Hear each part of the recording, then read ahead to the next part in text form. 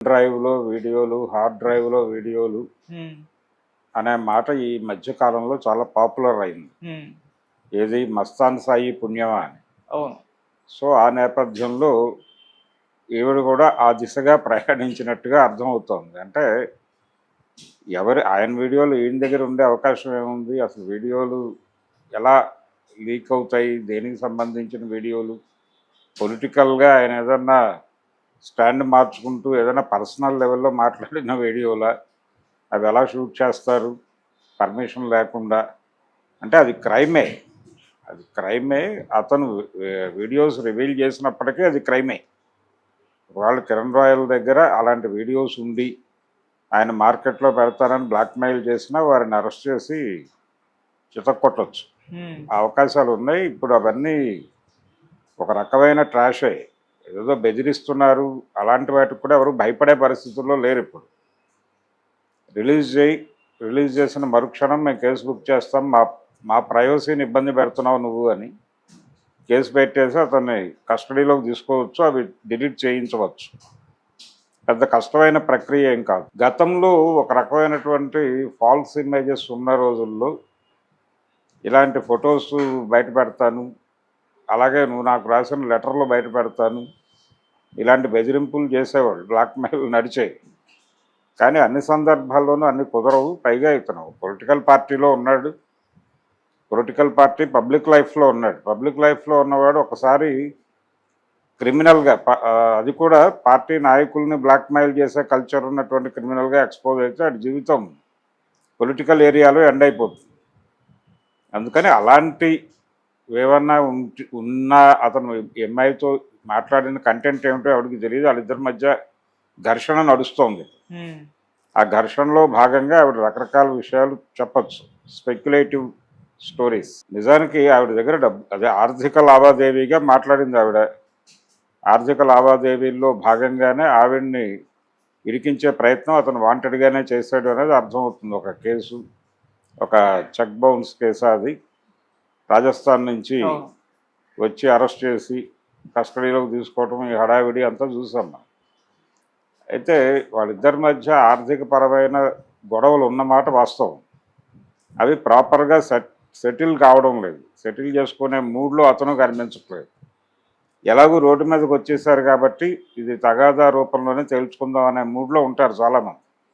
లీగల్గా ఫైట్ చేయమని చెప్తారు, కోర్టుకు వెళ్తారు. ఆ కోర్టులో జరిగేదే ఉండదు. అది జరిగినా ఎప్పటికి జరుగుతుందో క్లారిటీలు ఉండవు. కాబట్టి కోర్టుకు వెళ్ళటం, కోర్టుకు పంపించడం ద్వారా ఒక రిలాక్సేషన్ పొందేటువంటి ప్రయత్నమే. ఈ టైంలో ఆవిడ ఎన్ని ఆరోపణలు చేయగలిగితే అన్ని ఆరోపణలు చేయటం ద్వారా కొన్ని వాస్తవాలు కూడా ఉండొచ్చు ఆవిడ మాట్లాడుతున్న మాటల్లో.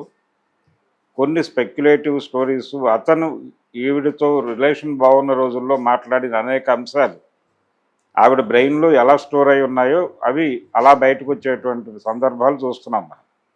అలా చాలా విషయాలు గందరగోళంగా మాట్లాడుతోంది ఆవిడ. చాలా అగ్రెసివ్గా మాట్లాడుతోంది, ఆవేశంతో మాట్లాడుతోంది. ప్రధానంగా తనకు అన్యాయం జరిగింది అనేది ఆవిడ గొడవ. ఆ ఫైట్లో భాగంగా ఆవిడ మాట్లాడుతున్న విషయంగానే చూడాలి పవన్ కళ్యాణ్ గారి వీడియోలు, ఈ వ్యవహారాన్ని కూడా. ఒకవేళ ఆవిడ కానీ అతను కానీ ఆ విషయం అంటే అతను మాట్లాడాలి. ఆవిడ ఆల్రెడీ ప్రపంచం ముందు చెప్పేశారు కాబట్టి ఇప్పుడు బాధ్యత అతనిది. దానికి వివరణ ఇవ్వాల్సినటువంటి బాధ్యత ఉంది. ఇప్పుడు ఆవిడ ఏ ఉద్దేశంతో మాట్లాడి ఉండొచ్చు, ఒకవేళ అదే నిజమైన అబద్ధమైన, ఎందుకు ఆ ప్రస్తావన తీసుకొచ్చారంటే పార్టీ నుంచి ఇతనికి ఉన్నటువంటి సపోర్ట్ని కట్ చేయటం కోసం. వాళ్ళు ఆల్రెడీ పక్కన పెట్టామని ప్రకటించారు. ఈ వివాదం తెగే వరకు ఇతన్ని ప్రధాన బాధ్యతల్లో మేము చూడదలుచుకోవడం లేదు అన్న పద్ధతిలో వాళ్ళు ఆల్రెడీ ప్రకటన చేస్తారు. కాబట్టి ఇప్పుడు కొత్తగా వాళ్ళ నుంచి ఏదో ఆశిస్తోంది ఈవిడ అనుకోవడం కాదు. అంటే ఈవిడ ఉద్దేశం ఏంటి, టోటల్గా పవన్ కళ్యాణ్ బయటకు వచ్చి ఇతన్ని మందలించి ఈ విషయం సెటిల్ చేయాలి అనే మోటోతో ఆవిడ అధినాయకత్వాన్ని కదిలించే ప్రయత్నంలో భాగంగా కూడా ఇలాంటి మాటలు మాట్లాడవచ్చు. రెండోది అతన్ని కొంచెం కార్నర్ చేసి, ఎందుకంటే ఇప్పుడు ఆల్రెడీ వీడియోలో కూడా ఒకటి నడుస్తోంది మార్కెట్లో. ఈ నడుస్తున్న వీడియోల్లో చాలామంది లీక్ అవుతున్నారు, గందరగోళం నడుస్తోంది. పోలీసుల దగ్గర చాలా కంటెంట్ చేరింది. ఈ సందర్భంలో ఈ తరహా ఒకటి అంటే ఏదో సందర్భంలో అతను ఎక్కడో ఏదో మాట్లాడి ఉండొచ్చు కూడా. దాన్ని లీడ్ తీసుకుని ఆవిడ మాట్లాడుతున్నారు. రేపు అతను ఆర్గ్యుమెంట్లోకి వస్తే బలానా రోజు నువ్వు ఇలా అన్నావు కాబట్టి అది లీడ్గా తీసుకుని నేను ఇలా చెప్పాను అనొచ్చు కూడా ఆవిడ. అంటే ఫైట్కి వచ్చేసిన తర్వాత లాజిక్లు ఉండవు. ఇక యుద్ధం మొదలైన తర్వాత ఆర్గ్యుమెంట్లే ఉంటాయి తప్ప లాజిక్లు ఇవన్నీ పట్టించుకోరు. దాడే ఉంటుంది. ఆ దాడిలో భాగంగానే ఆవిడ తనదైన పద్ధతిలో చెలరేగిపోయి మాట్లాడింది. పవన్ కళ్యాణ్ దృష్టిని ఆకట్టుకోవడమే ప్రధానం బిల్లు. ఆకట్టుకొని ఎందుకయ్యా అమ్మాయితో గొడవ సెటిల్ చేసాయని వారి నుంచి ఒక ఫోన్ కాల్ ఎక్స్పెక్ట్ చేస్తుంది ఆవిడ. అతనికి కాల్ చేసి సెటిల్మెంట్ చేసేసి జనసేన పార్టీ పరువు కాపాడుకోవటంగా దీన్ని తీసుకుని, ఒకవేళ అలా సెటిల్మెంట్ జరిగితే అతని పార్టీలో ఆ పొజిషన్లో ఉండడు, ఆ పొజిషన్ నుంచి డ్రాప్ అవుతాడు. డ్రాప్ చేయక తప్పని పరిస్థితి. ఒకవేళ సరెండర్ అయితే, ఇప్పుడు అతని ప్రాబ్లం అదే. ఈ టైంలో కనుక ఆవిడ ముందు సరెండర్ అయితే అతనికి రాజకీయ భవిష్యత్తు ఉండదు. అందుకోసం కంటెస్ట్ చేస్తున్నాడు. ఈవిడ ప్రెజరైజ్ చేస్తోంది. ఈవిడకి డబ్బులే కావాలంటే ఇది గోప్యంగా సెటిల్ అవ్వాలి. గోప్యంగా సెటిల్ అవ్వటం కోసం ఆవిడ పార్టీని కదిలించే ప్రయత్నం చేస్తోంది. పార్టీ సెటిల్ చేసినా ఇతనికి రాజకీయ భవిష్యత్తు ఉండదు. అందుకని నిజానికి ఒక అరకత్తెరలో ఉన్నాడు అతను. బయటకు కనిపించట్లేదు కానీ అతని టెన్షన్ అతనికి ఉంది, అతని గందరగోళం అతనికి ఉంది. ఈ అమ్మాయి ఎలా డ్రైవ్ అవుతుంది, ఎటు టర్న్ తీసుకుంటుంది అనేది ప్రమాదకరమే. ఈ ప్రమాదాన్ని ఎలా హ్యాండిల్ చేయాలి అనే విషయంలో అతను కొంత గందరగోళం పడుతున్నాడు.